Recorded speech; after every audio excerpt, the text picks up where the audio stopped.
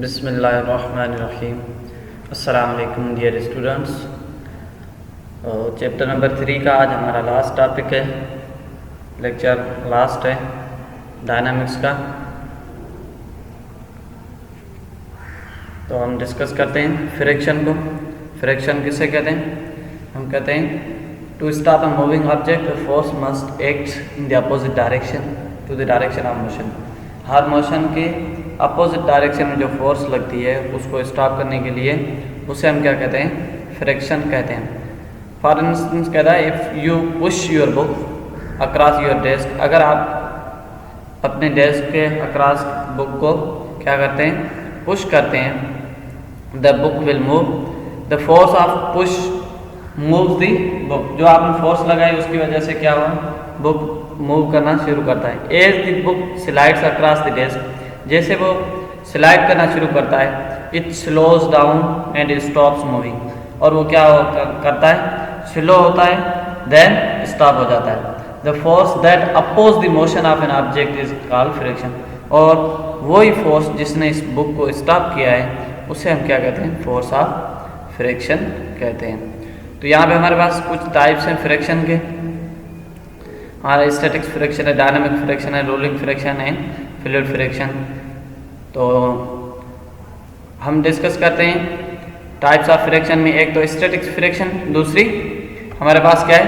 Kinematic friction है। Static friction और kinematic friction, तो मेन ये दो टाइप्स हैं, स्टैटिक फ्रिक्शन है, काइनेमेटिक फ्रिक्शन। ये दोनों हमारे पास मेन टाइप्स हैं फ्रिक्शन के। काइनेमेटिक फ्रिक्शन के ये दोनों क्या हैं? पार्ट्स हैं, sliding friction and rolling friction. ये किसके टाइप्स हैं? काइनेमेटिक्स के दोनों टाइप्स हैं।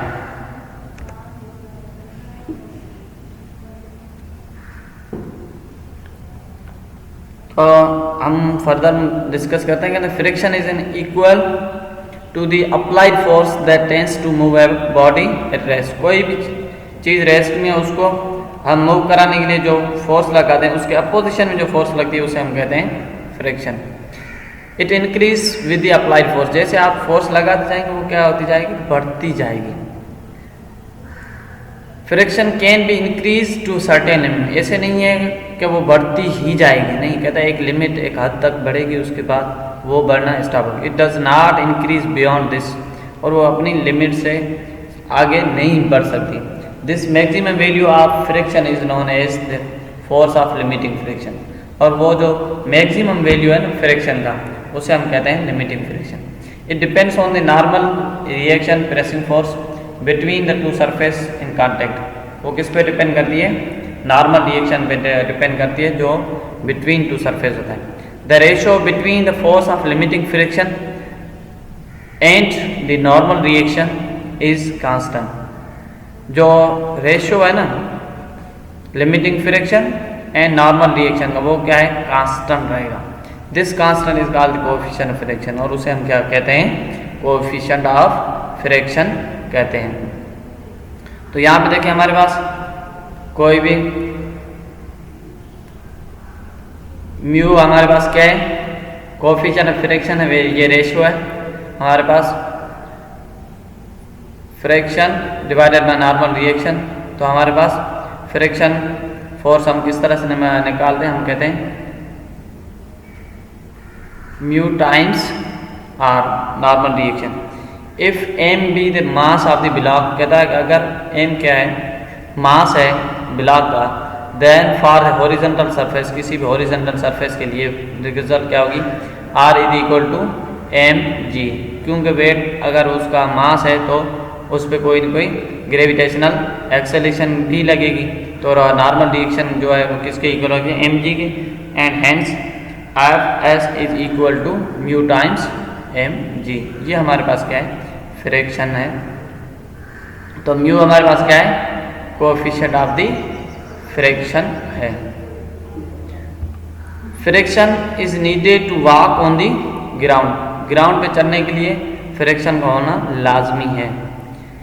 It is risky to run on wet floor with shoes that have smooth. अगर इस तरह से कोई स्मूथ शूज़ हैं, अगर आप वेट सरफेस पे भागने की कोशिश करते हैं तो वो क्या है आपके लिए रिस्क है।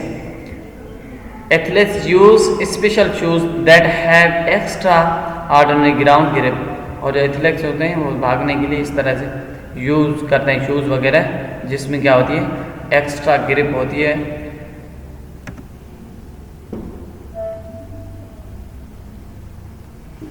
उसके बाद है स्टैटिक फ्रिक्शन। स्टैटिक फ्रिक्शन हमारे पास हम कहते हैं when one body is at rest in contact with another the friction between them is called static friction. अगर कोई भी बॉडी रेस्ट के अंदर है कांटेक्ट अदर बॉडी के साथ तो उसे हम क्या कहते हैं स्टैटिक फ्रिक्शन है। यहाँ पे देखें कोई भी बॉडी है इस टेबल के ऊपर पड़ी है तो यहाँ पे नॉर्मल रिएक्शन mg वेट के इक्वल होगा, और यहाँ पे जो फोर्स है स्टैटिक फ्रिक्शन वो इस डायरेक्शन में हमारे पास ये रेस्ट के अंदर होगी। इसकी कोई भी किसी भी तरफ इसके ऊपर फोर्स नहीं लग रही होगी स्टैटिक फ्रिक्शन में। उसके बाद हमारे पास है काइनेटिक फ्रिक्शन। तो काइनेटिक फ्रिक्शन यहाँ पे दो टाइप्स हैं, sliding friction and rolling friction. Sliding friction क्या है, कहता है when one body slides over another the friction is called sliding friction. जब कोई भी बॉडी स्लाइड करती है किसी दूसरी बॉडी के ऊपर तो उसे हम क्या कहते हैं sliding friction. When one body roll over another the friction is called rolling friction. अगर कोई बॉडी क्या करती है उसके ऊपर रोल करती है तो उसे हम क्या कहते हैं रोलिंग फ्रिक्शन कहते हैं। रोलिंग फ्रिक्शन यहाँ पे हमने एग्जाम्पल से समझाया है। कहता है wheel is one of the most important invention in the history of mankind. The first thing about wheel is that it roll as it moves rather than to slide. ये क्या करता है स्लाइड करने के बजाय रोल करता है किसके बॉडी के ऊपर। दिस ग्रेटली रिड्यूस फ्रिक्शन, और इसकी वजह से रोल करने की वजह से फ्रिक्शन क्या होती है कम होती है। ये इस तरह से व्हील क्या करता है रोल करता है, और इसके अंदर यहाँ पे देखें इसके अंदर ये बॉल बेयरिंग लगाए गए ताकि इसके ऊपर रोल करे और फ्रिक्शन इसके अंदर कम प्रोड्यूस हो। तो यहाँ पे देखें अगेन एक एग्जांपल दिया गया है, friction force that exist between two surface when body roll over A other surface. ये देखें एक सरफेस है इसके ऊपर बॉडी उसको रोल करती जा रही है, इसके अंदर टायर्स वगैरह लगे हुए हैं जिससे तो इससे क्या होती है फ्रिक्शन कम होती है। उसके बाद कहता है braking and skidding. The wheels of a moving vehicle have two velocity component. एक होती है motion of the wheel along the road and rotation of the wheel about the their axis, और व्हील की रोटेशन अबाउट देयर एक्सिस इसके axis के गिर्द। To move a vehicle on the road as well as to stop a moving vehicle requires friction between its tire and the road। कहता है road और tyre के दरमियान friction का होना लाजमी है चलने के लिए भी और गाड़ी को स्टॉप करने के लिए भी। इंपॉर्टेंट फीचर्स कहता है friction is a self adjusting force. ये सेल्फ एडजस्टिंग फोर्स है। It does not increase indefinitely with external force। ये एक ज़्यादा हद तक नहीं बढ़ती है। It always act parallel to the surface in contact, ये हमेशा पैरेलल सरफेस पे लगती है। Opposite to the direction of motion, और हमेशा क्या होती है अपोजिट होती है मोशन के। Kinetic friction is less than static friction. Ruling friction is less than sliding friction. Friction जो हमारे पास काइनेटिक है वो स्टैटिक से कम फ्रिक्शन होती है, और रोलिंग फ्रिक्शन स्लाइडिंग फ्रिक्शन से कम होती है। Friction is due to the roughness of the material of surface in contact. Friction दो मटेरियल कांटेक्ट में होते हैं उनके रफनेस की वजह से होती है।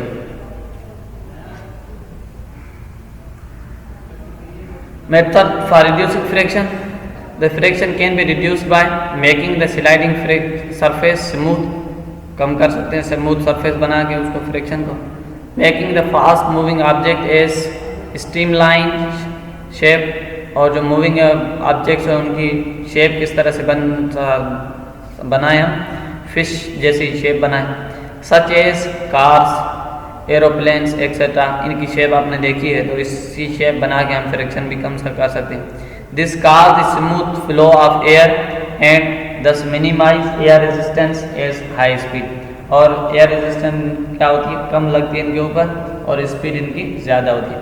लुब्रिकेटिंग द स्लाइडिंग सरफेस, दूसरा क्या तरीका है कि स्लाइडिंग सरफेस ऊपर क्या लगाने, ऑयल्स वगैरह लुब्रिकेंट लगा दें।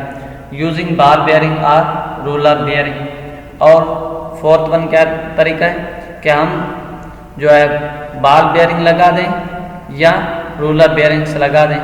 Because the ruling friction is lesser than slide friction, क्योंकि रूलिंग फ्रिक्शन कम होती है स्लाइड फ्रिक्शन से। यूनिफॉर्म सर्कुलर मोशन हमारे पास, उसके बाद हमारा लास्ट टॉपिक है इसी चैप्टर का, the motion of an circular motion of an particle moving in a circular path with constant speed is called uniform circular motion. तो किसी भी पार्टिकल की मोशन सर्कुलर पाथ के अंदर, उसे हम क्या कहते हैं, यूनिफॉर्म सर्कुलर मोशन कहते हैं।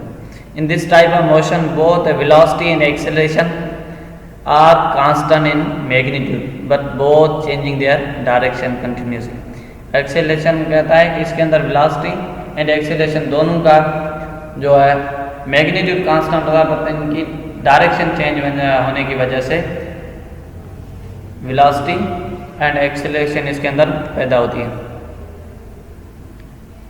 तो यहाँ पे देखें कुछ एग्जांपल हैं, satellites moving around the earth, rotation of phonograph records, motion of fan आपने आम तरह से देखा होगा uniform circular motion, rotating flywheel with uniform speed, हमारे पास व्हील है वो भी क्या है, यूनिफॉर्म सर्कुलर मोशन की एग्जांपल है।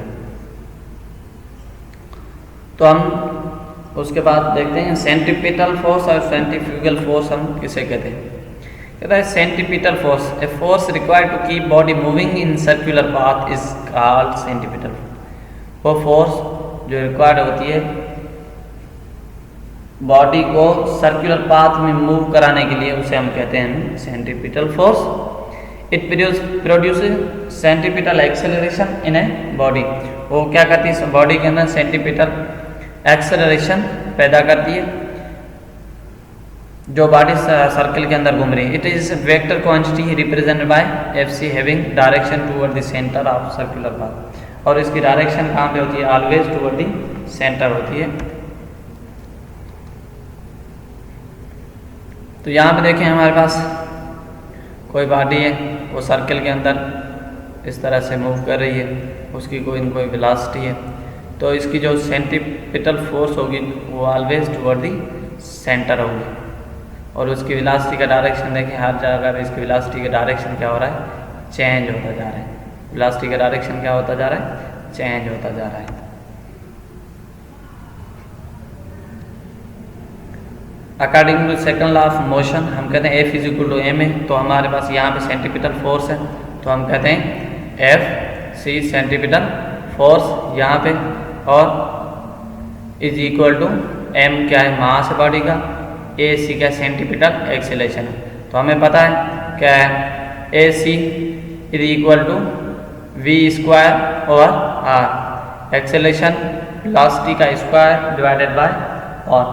तो हम ये सेंट्रीपिटल एक्सेलरेशन की वैल्यू पुट करेंगे इसके अंदर, तो हमें मिलेगा FC is equal to mv square over r। तो ये सेंट्रीपिटल फोर्स की हमारे पास क्या आ गई, इक्वेशन हमें मिल गई, FC is equal to mv square over r।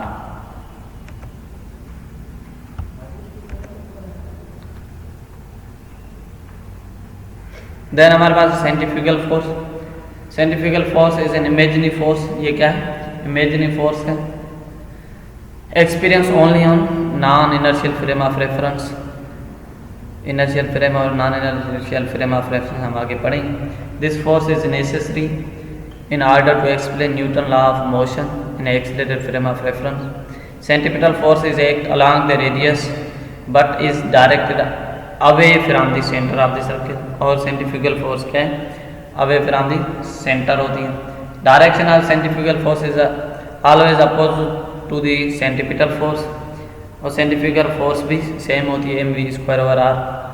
Centrifugal force is always represented in rotating body. Then हम देखें यहाँ पे सेंट्रीफ्यूगल फोर्स की, ये सेंट्रीपिटल फोर्स हमेशा इनवर्ड है, तो ये कहाँ पे होती है? आउटवर्ड होती है. ऑलवेज सेंट्रीफ्यूगल फोर्स क्या होती है? आउटवर्ड होती है बॉडी की. तो ये हमारे पास दोनों का कंपेरिजन किया, centripetal force and centrifugal force को. तो आज के लेक्चर में इतना ही. इंशाल्लाह अगले लेक्चर के अंदर फिर मिलेंगे. Thank you so much. अल्लाह हाफिज़.